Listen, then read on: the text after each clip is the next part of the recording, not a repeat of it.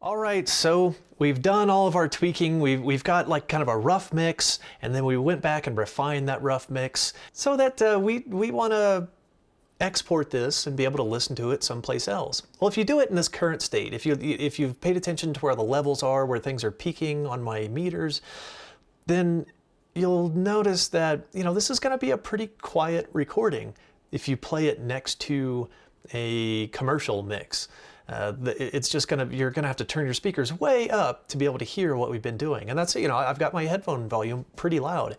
I wouldn't want to just play a commercial mix right now with my volume settings. It'd blast me out of here. So how do we actually get our mix to where it's gonna be able to sit alongside a commercial mix and not just be way quieter? Now, I don't think that most of us in a home recording domain are going to get it as loud and as polished as a professional mix. Those mixes have teams of engineers, of mastering engineers, mixers, that, the trained professionals to get great takes in the first place, which that's what we can strive for, but most likely we're not going to accomplish that, right? Without just destroying the mix. I mean, you can make it loud, but most of our mixes aren't going to be able to stand up to that amount of limiting and compression and still have any life left in them. They'll be loud, but there's just no dynamics left. There's no sense of power at powerful moments. There's no sense of impact. It's just loud. You look at the waveform, it just looks like a black brick. With the right treatments, you can get away with that. But for the most part, in a home recording situation, you're probably not going to achieve that, and that's okay. So we're not going to make a blasting loud mix here, but we are going to bring it up to where if this came up in a rotation on your phone or on your computer, it's not just going to be conspicuously way, way, way quieter than everything else. So let's see what we can do to bring that volume up here. So I'm going to slide the mixer panel all the way over here, and let's keep an eye, really at this point, now that we've got all of our mix, and here, let's just press play for a little bit, and let me reset any peak indicators or anything on the master bus, and I'm gonna start playing, although I need to see enough of this to be able to, let's start it at verse 2, since I know that's, just about one of the loudest parts of the song. So let's take a look at our meters on our master here and kind of see where we're at. Turning day into night. See, this makes me happy. I like to see this. Blacking everything, the sight is beautiful. So we're peaking -8, -7. That's beautiful to me. That's a great sight to me. That means that we have paid attention and we've taken great care all along the way up until now to keep things from clipping and to leave ourselves plenty of headroom, because you never know throughout the song when just the right moment hits, when a guitar strum and a kick drum and a snare drum and a something else and this other thing, and they all converge at once. You'd be amazed at how much larger of a peak that can form than everything else. So having that extra headroom up there, that's great news. That makes me happy. I'm a little proud of myself to keep it in that range once everything in the mix is brought up. So terrific. This is what you want to see. So I'll reset that again.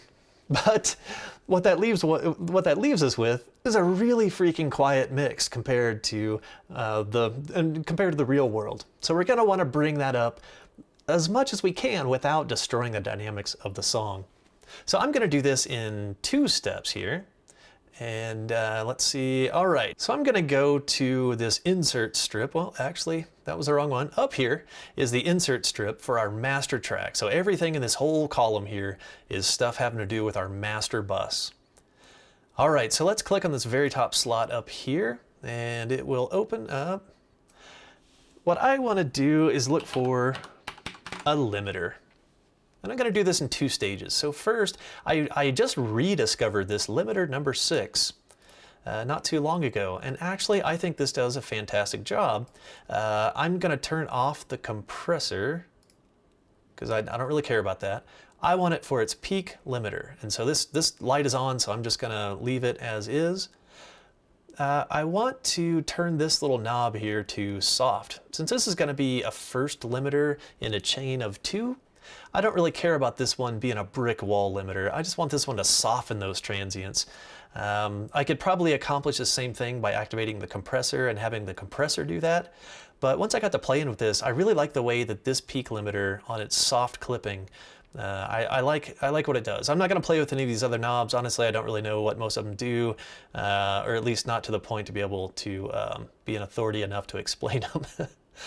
So I'm just going to start playing my mix, and I'm gonna start it at that same spot, the beginning of the second verse, because I know it's going to be representative of how loud things are going to be overall in the mix. I'm not going to set this based on that first verse where it's just acoustic guitars and vocals. If I set this limiter to that part of the mix, it's going to absolutely crush this part of the mix because this is so much louder.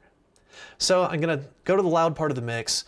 I am going to set this threshold at maybe -1, or let me do it at -2 actually, because we're doing a soft clip, and that means that we're going to be able to actually exceed this threshold of -2 because it's a soft clip. It's not going to brick wall it at -2.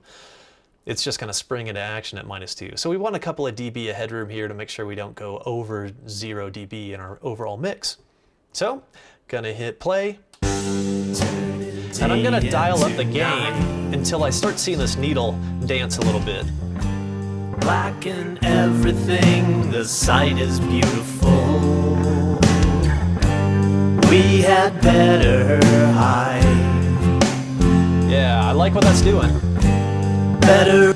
Okay, I'll stop this here real quick, and I apologize I didn't give any prior warning. Yeah, this mix is going to get much louder. That's what we were talking about doing, and so sorry if you've got to adjust your headphone volume or whatever. So yeah, this is going to get louder. Honestly, I really like what this is doing when it's only getting about 1 dB of gain reduction according to the meter. I'm not sure how much I believe this meter. It sounds like a little bit more reduction than that happening. But I like what that sounds like. It's grabbing a hold of that snare drum, and it's grabbing a hold of just the accents of the song, and it in a pleasant way. I think it's kind of chopping off some of those accents and transients, and it does it in a pleasant way, in my opinion. So let's hear it again. Turning day into night. Black and everything, the sight is beautiful. Might dial it down a little bit. We had better hide. Better run and hide.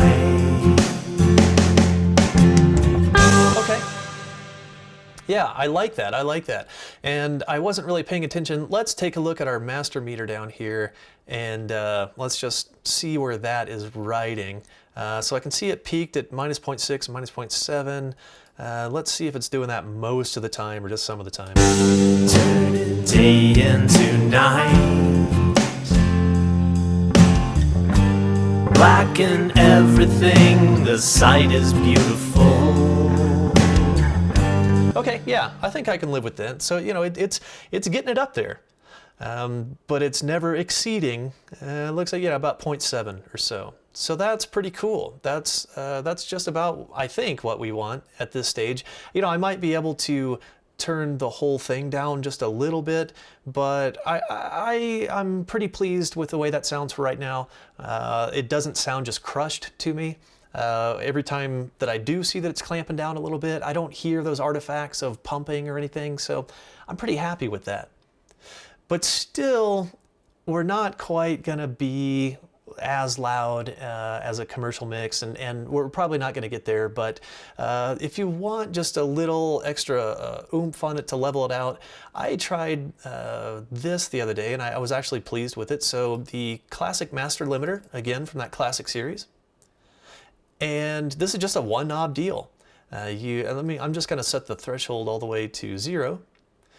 So hopefully it will be doing nothing. I don't know, we might get a dB or 2, even if we're sitting at 0 here. Turning day into night. But I'm just gonna dial it down a little. Black and everything, the sight is beautiful. We had better hide. Better run and hide.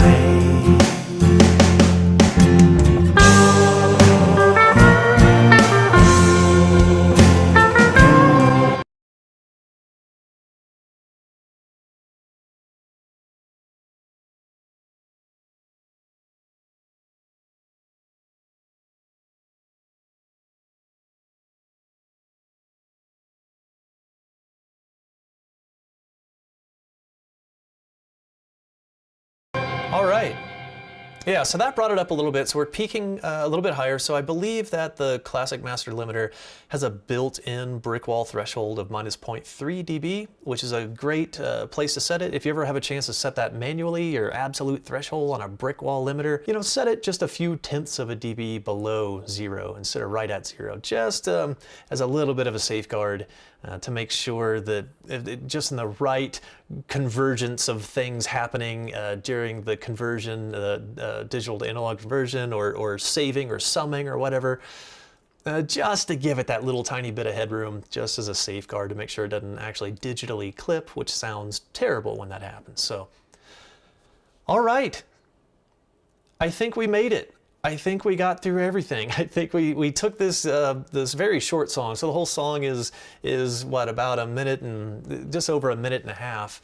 And you can see it's been a lot of work to get it to this point. But I think what we ended up with was a pretty darn good mix, considering we used very inexpensive equipment to record it. We used as inexpensive as I was willing to mix it, and even to throw kind of a homebrew mastering. I hate to even call that mastering because that's an insult to what mastering engineers do for a living. We just made it louder. So we didn't really do a whole lot to balance it. We don't have other songs that we're pairing this with in order to balance it with, to make them fit together as songs as a whole. So I don't really know what to, I just call it homebrew mastering. It's just making it louder so that you can enjoy it if it comes up in a rotation of a mix with commercially mixed songs. All right, hey, well, thank you all. Thank everybody that's been watching. This has been a lot of fun. I've really enjoyed doing this series. I hope to do some more of these in the future, if I can plan them out. This has been kind of an immense amount of work from start to finish, but I think now that I've kind of been through the process once of how to actually pull all this off, I might be able to do it a little bit more efficiently next time. So I am looking forward to doing another one of these sometimes. Thank you all for watching. If you have any questions, comments, experiences of your own to add them down in the comments below. And I guess I'll see you all next time.